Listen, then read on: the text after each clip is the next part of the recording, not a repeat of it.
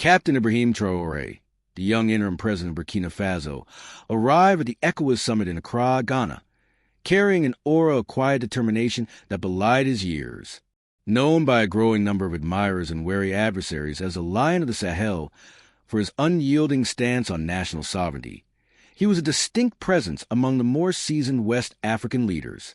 His mission in Accra was twofold: to vigorously champion his nation's interests amid swirling regional uncertainties, and to forge genuine, respectful partnerships, even as he navigated a political landscape notoriously fraught with unseen perils. He was acutely aware that his burgeoning influence and fiercely independent policies had painted a target on his back. His daily existence was a relentless balancing act, fending off insidious internal threats while steadfastly resisting crippling external pressures. What he valued above all was his country's hard-won autonomy and the inherent dignity of all African peoples. His immediate stake at this summit: to prevent his nation's further isolation and to counter any destabilization efforts orchestrated by those who viewed his vision of a self-reliant Sahel as an existential threat. The humid air of Accra was thick with more than just tropical moisture. It was saturated with political intrigue. Behind the practiced diplomatic smiles and ceremonial handshakes of the ECOWAS summit, a shadow war of influence was being waged with ruthless subtlety. Western envoys, officially designated as observers, were conspicuously active in the opulent hotel corridors and private meeting rooms, their discreet consultations with certain delegations far exceeding mere cursory exchanges. President Bola Tinubu of Nigeria, a formidable regional heavyweight, was widely perceived as their key local partner, a leader seemingly eager to assert his own dominance while aligning with their broader geopolitical agenda. The first salvo in what would become known as the Accra ambush was fired days before the summit officially convened. A series of professionally produced leaked intelligence reports began to mysteriously circulate among influential delegations and pliant media outlets. These documents, bearing the sophisticated hallmarks of a well-funded disinformation campaign, purported to expose Burkina Faso, under Traoré's leadership, as a rogue state secretly arming various rebel factions across the Sahel, deliberately fueling regional instability to expand its own influence.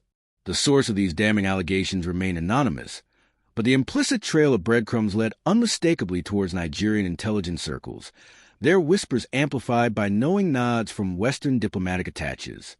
The trap was being meticulously set. As the summit commenced, Captain Traoré and his small, loyal delegation immediately felt the orchestrated chill. Potential allies offered cautious, non-committal greetings. Traditional power brokers maintained a pointed distance. Captain Drissa Yarrow, Traoré's trusted intelligence chief and confidant, confirmed through his own discreet channels what Traoré had already suspected. A closed-door session had been specifically engineered by Tinubu's faction, strategically placed on the agenda. The official topic: a frank and open discussion on pressing regional security challenges.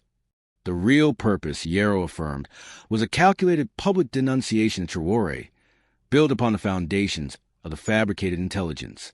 Traoré, having anticipated such a maneuver, convened his core team in their modest hotel suite. His instructions were delivered with calm precision. Maintain absolute composure. Offer no premature denials or public refutations of the swirling accusations. Let the accusers play their hand.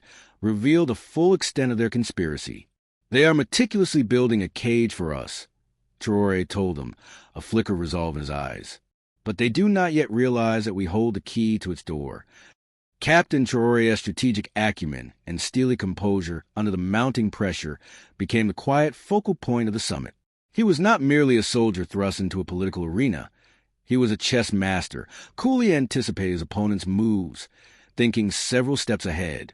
His internal struggle was to maintain this unwavering calm while his nation's honor and his personal integrity were being systematically attacked on a continental stage. President Tinubu, in contrast, appeared increasingly overconfident, perhaps underestimating the young Burkinabe leader's intellect and resilience. He seemed overly reliant on the script provided by his Western backers, his pronouncements echoing their talking points with predictable fidelity. Captain Yarrow, a shadow at Traoré's side, proved invaluable, feeding him real-time intelligence updates and assisting in refining their counter-strategy. He was the unwavering shield to Traoré's calmly wielded spear. The closed-door session began, the atmosphere electric with anticipation. As expected, President Tinubu launched a blistering, accusatory offensive, citing the irrefutable evidence of Burkina Faso's alleged destabilizing actions. His voice resonated with feigned outrage as he detailed Traoré's supposed treachery. Nigerian government ministers and a handful of pre-briefed allied delegates eagerly joined the orchestrated chorus, their accusations growing more strident and more personal, demanding that Traoré account for his nation's purported betrayal of regional solidarity. Throughout the onslaught, Traoré listened impassively. His silence was a tangible force in the room, unsettling his accusers far more than any defensive outburst could have. He occasionally made a brief, precise no on the pad before him, his expression unreadable, betraying no hint of agitation. His refusal to be drawn into a premature defense, his sheer unwillingness to engage on their terms, began to throw Tinubu's carefully planned offensive off balance. The meticulously crafted script started to fray as Tinubu and his allies, frustrated by Traoré's implacable silence, pushed harder, their rhetoric escalating, their accusations becoming more extreme, bordering on desperate. Yarrow, through discreet, encrypted messages, provided Traoré with critical updates. Media outlets friendly to the Nigerian agenda were already being prepped with inflammatory summaries of the closed-door condemnation, ready to be disseminated globally the moment the session concluded. The trap was designed not just for political censure within ECOWAS, but for maximum public humiliation on an international scale. The stakes could not be higher. Just as President Tinubu, sensing a manufactured consensus, seemed poised to call for a formal ECOWAS resolution condemning Burkina Faso based on the overwhelming evidence presented, Captain Traoré finally spoke. His voice, when it came, was calm, measured, cutting through the charged atmosphere like a surgeon's scalpel. Mr. President Tinubu, esteemed colleagues, heads of state and government, he began, his gaze sweeping across the room, holding each delegate's attention. These are indeed grave accusations. Accusations that touch not only upon the honor of the nation of Burkina Faso, but upon the very integrity and credibility of this esteemed body, ECOWAS. He paused, letting the weight of his words sink in. Therefore, he continued, his voice resonating with a quiet authority. In the paramount spirit of the transparency, accountability, and truth that ECOWAS purportedly champions, I formally request that the remainder of this critical session, including my substantive and detailed response to these allegations, be broadcast live and made immediately available to all citizens of our African nations and to the international press. A wave of palpable shock rippled through the assembled dignitaries. Tinubu was visibly taken aback, his confident smirk faltering.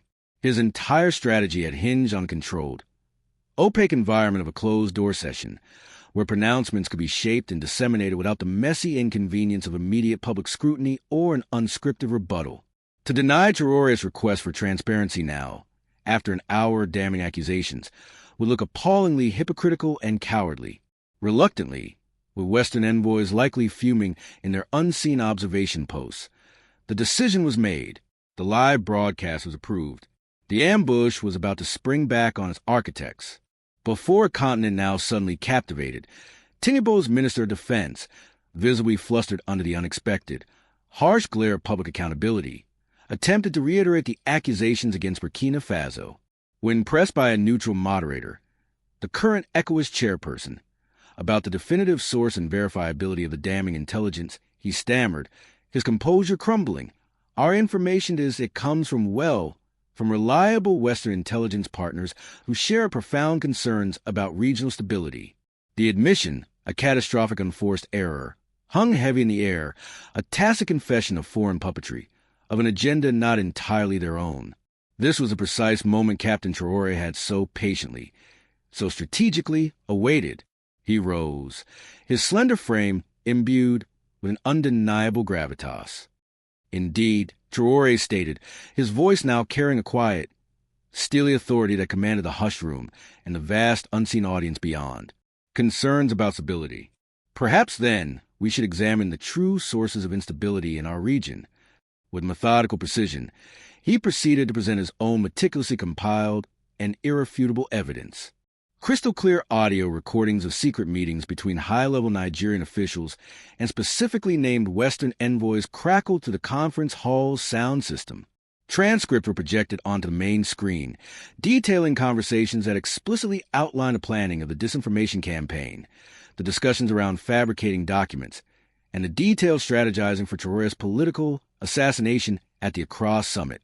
Timelines were displayed, cross-referencing the leaked intelligence with the clandestine meetings. The Accra ambush had not just failed. It had spectacularly, publicly, imploded upon its orchestrators. The hall was plunged into a stunned, profound silence. The dam of orchestrated consensus broke. The delegate from Senegal was the first to find his voice, his words laced with indignation, condemning the despicable plot and praising President Traoré's extraordinary courage, his unwavering commitment to truth, and a profound respect for this institution. The delegations from Mali and Guinea quickly followed suit, voicing their unequivocal solidarity with Burkina Faso. The carefully constructed narrative against Traoré, so painstakingly assembled over weeks, shattered into 1,000,000 pieces in a matter of minutes. President Tinubu was ashen-faced, his carefully cultivated image of a regional power broker reduced to that of a thwarted bully, his credibility in tatters. The Western envoys implicated in the recordings made hurried, unseen exits from their observation galleries. Nigeria, which had sought to isolate Traoré, now found itself dangerously isolated. As Captain Traoré left the main hall later that day, a spontaneous, heartfelt ovation erupted from many of the assembled delegates, and even, remarkably, from some sections of the usually cynical International Press Corps, a rare and powerful acknowledgement of his moral and strategic victory. The Lion of the Sahel had not only survived the ambush, he had emerged with his reputation immeasurably enhanced, a symbol of dignified defiance. That evening, in a private meeting with his core team back at their hotel, Traoré was somber, his earlier triumph tempered by a realist understanding of the forces at play. "Today we survived," he told them, his voice low but firm. "We did not conquer. This was one battle, skillfully fought, and truth prevailed. But the forces that seek to control our destiny, to dictate our path, are powerful, entrenched, and they will not rest. They will devise new plots, new pressures, new means of attack." He looked at each of his trusted aides. Truth won today, but truth in the unforgiving arena of geopolitics is a fragile shield. It must be constantly, vigilantly defended. The Accra summit concluded with a dramatically altered power dynamic. Captain Ibrahim Traoré's stature was immensely boosted across Africa and beyond. President Tinubu, conversely, was significantly weakened, his leadership questioned. The incident fueled a broader, more urgent continental debate about sovereignty, the insidious nature of foreign interference, and the kind of courageous, principled leadership Africa so desperately needed. The story of the Accra ambush ended not with definitive victory, but with a lingering, vital question. Traoré's integrity, his sharp intellect, and his strategic patience had won him this crucial battle. But in the long, arduous war for true African sovereignty, for a future defined by Africans themselves against deeply entrenched global interests, would such virtues ultimately be enough to protect him and other leaders like him from the inevitable, relentless next onslaught? The Lion of the Sahel may have won the day in Accra, but the shadows of the global power game remain long, deep, and ever watchful.